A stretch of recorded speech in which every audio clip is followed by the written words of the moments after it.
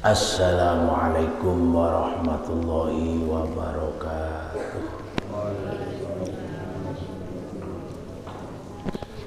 Bismillah nahmaduhu wa nasta'inuh.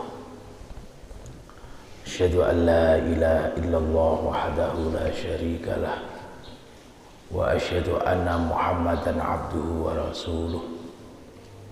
Allahumma shalli wa sallim ala nabiyyina Muhammadin wa ala ali Muhammad. Jamaah Masjid Nurul Huda rahimakumullah, khususnya para santri Minhajut Thullab, para jamaah yang hadir dan yang masih ada di rumahnya masing-masing. Semoga Allah senantiasa turunkan rahmatnya untuk kita hingga kita menjadi orang yang selamat dunia hatta akhirah. Amin. Seperti kita ketahui, di mana sifat iri dengki itu merupakan penyakit hati yang biasanya timbul pada mereka yang tidak suka melihat kenikmatan yang diterima oleh orang lain. Jadi kalau kemudian ada orang lain itu mendapatkan nikmat, lalu kita tidak menyukai kenikmatan itu ada di tangan mereka, itu adalah bahan baku yang akan menimbulkan sifat iri dengki. Dan itu sudah digambarkan dalam beberapa kisah, termasuk salah satunya adalah kisah iblis ketika dia menolak untuk bersujud kepada Adam, padahal itu adalah perintah Allah.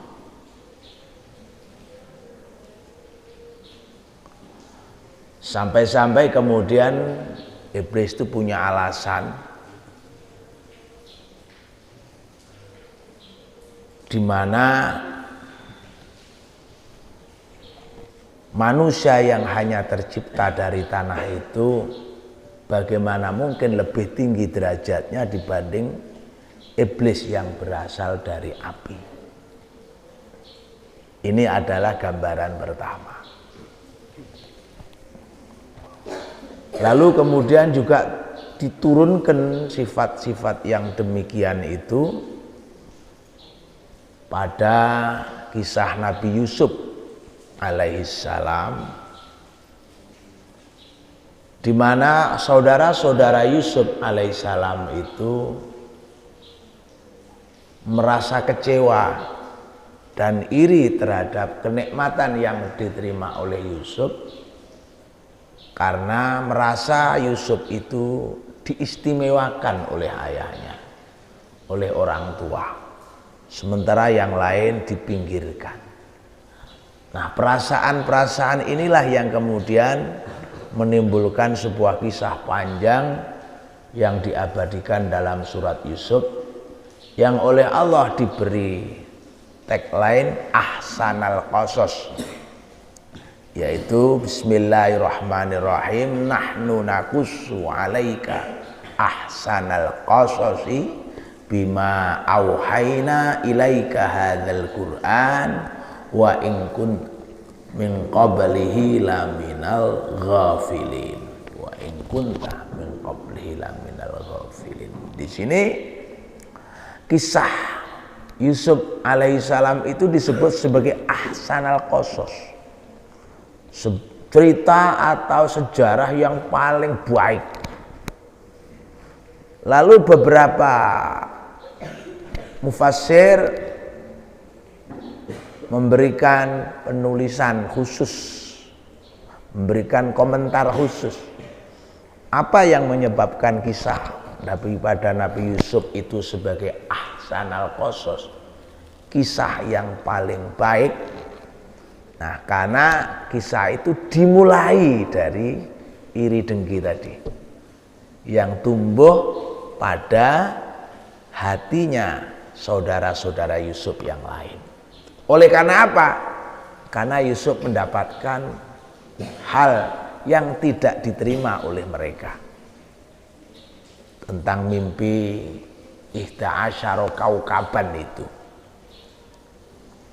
11 bintang. Nah, ini menjadi perhatian kita bahwa kalau kemudian orang lain itu mendapatkan nikmat, tentunya kita akan bersyukur. Alhamdulillah saudaraku sudah mendapatkan nikmat.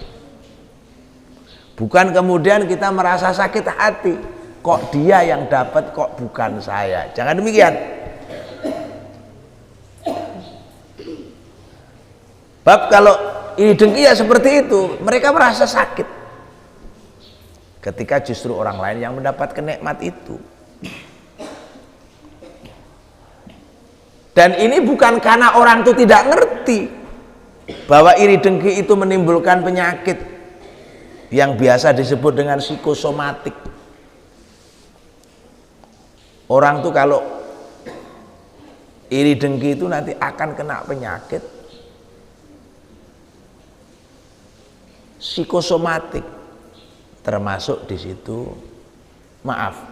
kena gangguan diabetes. Orang diabetes itu kan ngengkelan, dia nggak terimoan. Ini yang akan menimbulkan penyakit fisiknya seperti itu. Nah, makanya ketika kita melihat orang lain mendapat nikmat, kita bersyukur. Alhamdulillah, mudah-mudahan saya juga mendapatkan yang sama. Paling tidak begitu. Dan saya akan menggunakannya lebih baik. Dan saya akan memanfaatkannya lebih baik. Nah, setiap orang itu sudah ada garis takdirnya sendiri-sendiri. Ada yang ditakdirkan A, ditakdirkan B, ditakdirkan C. Maka ketika ada orang itu mendapatkan nikmat misalnya, maka itu memang garis takdirnya. Dan Allah Subhanahu wa taala tidak kemudian karena darah biru, karena duit banyak lalu dia dihormati, tidak. Semua itu sudah ditentukan oleh Allah, garis takdir yang kadang-kadang kita tidak memperhitungkan sebelumnya, seperti garis takdirnya Talut. Dulu pernah ada krisis kepemimpinan di zaman Bani Israel. Ketika itu ada vakum. Mereka kemudian memohon kepada Allah untuk dihadirkan seorang pemimpin.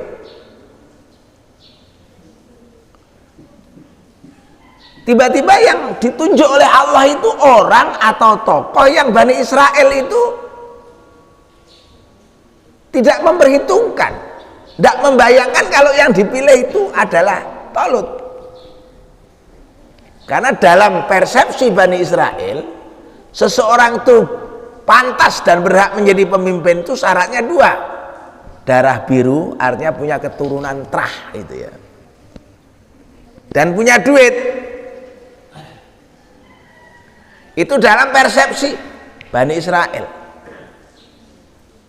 Ada terahnya, juga ada duitnya.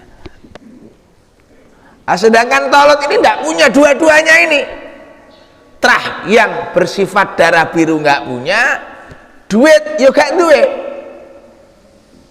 Paribasane wong desa ora terkenal, ya duduk kalangan-kalangan darah biru, ya ora duwe duit. Maka dia sulit kan untuk tampil menjadi pemimpin, modalnya nggak ada. Tapi kenapa Allah kemudian memilih Talut ini semua adalah kehendak Allah, dan Allah memberi jawaban kepada Bani Israel ketika itu bahwa Talut itu dipilih karena bastotang fil ilmi wal jismi. Dia punya ilmu dan sekaligus berani mengeksekusi ilmu itu. Sembodo duwe ilmu tur wani ngamalne ilmune. Ini kemudian yang menjadi kelebihan daripada Talut, hingga kemudian dipilih menjadi pemimpin.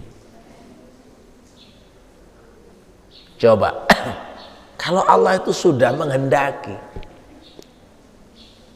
Kemarin ada yang sangat fenomenal. Tiba-tiba anak pengamen dari Kepundungan Farel itu, viral kan dunia.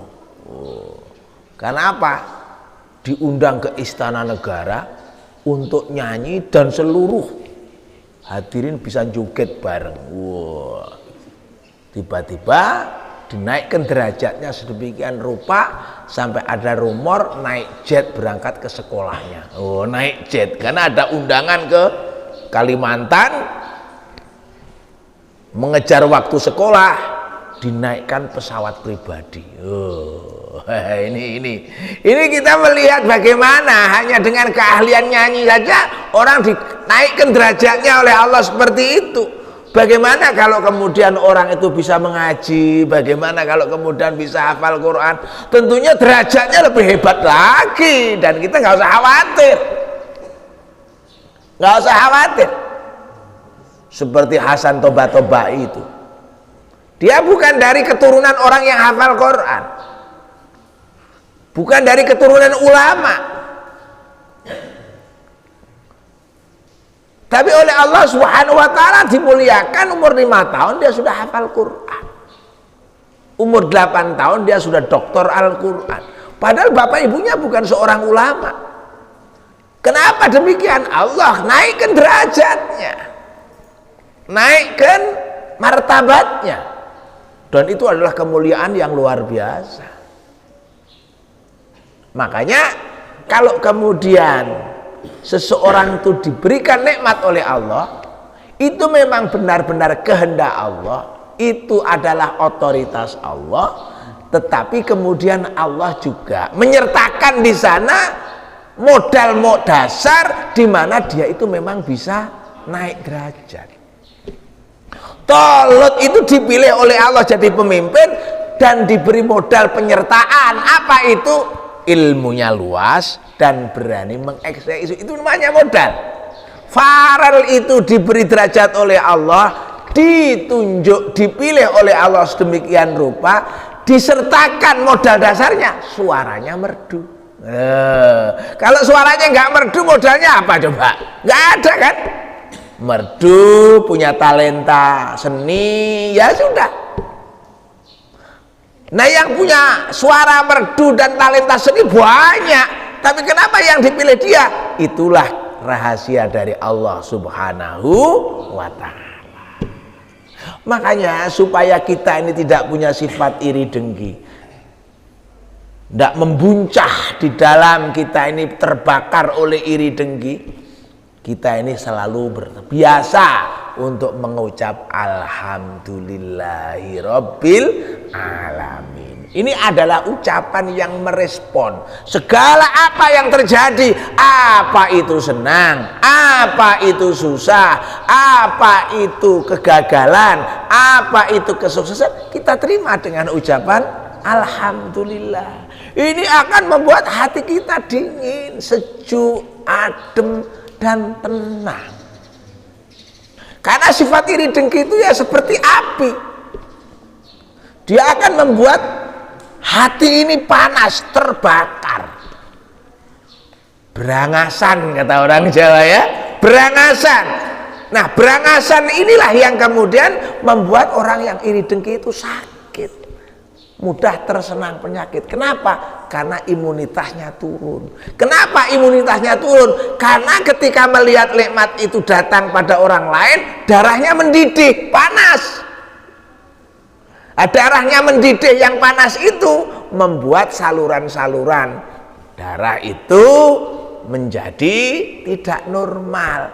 karena pompa darah jantung itu kenceng, dok dok dok dok dok dok dok dok dok dok dok dok dok dok dok, darah mengalir, ternyata ada sumbatan-sumbatan, naiknya dok gitu, iso darah tinggi, ambruk, stroke. Ya kita terima, alhamdulillah. Itu. Nah, disitulah kita melihat pentingnya memanage perasaan kita, pentingnya mengatur perasaan kita supaya perasaan kita itu benar-benar ayem. Dengan cara apa? Kita itu mengucap alhamdulillahirabbil alamin. Itulah yang disebut dengan istilah ala bidzikrillahi tatmainnul qulub. Bahwa dengan ingatlah, kalau kita tahmid mengucap alhamdulillah berarti kan kita ingat kepada Allah. Itu yang membuat hati kita dingin.